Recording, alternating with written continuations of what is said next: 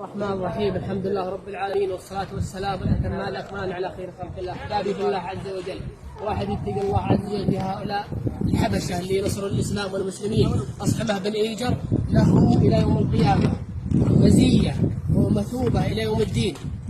وهو الذي أجار أصحاب النبي صلى الله عليه وسلم من الحبشة.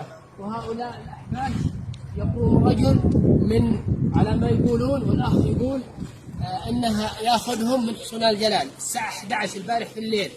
نناشد الأخ مسؤول التفويج من الجلال أو مسؤول الفرزة، هل ينظر من أخذ هذا الصومال فوق سيارتين غمارتين، فوق سيارتين أبو غمارتين، أخذهم من الحصون، حملهم 51 نفر بينهم نساء ووضعهم هنا. يلا اللي يستلم يقوم هنا.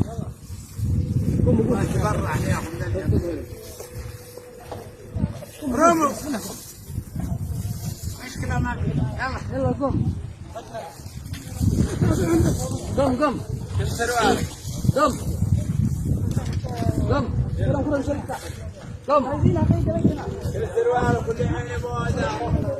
يلا قم يلا هنا قم جاهد حقهم ده جاهد. يلا هنا هذا كبيرهم. أنا قلت لها هاي اللي قالكم وين راح، وين هم اللي دخل المواقع، دخل المواقع.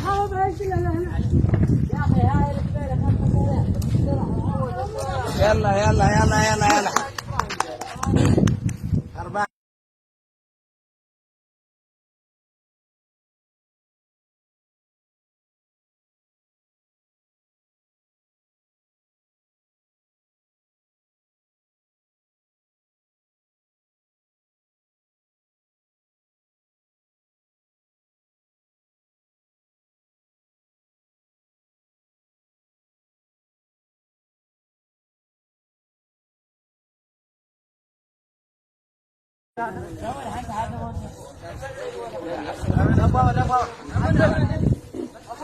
يابا عينهم.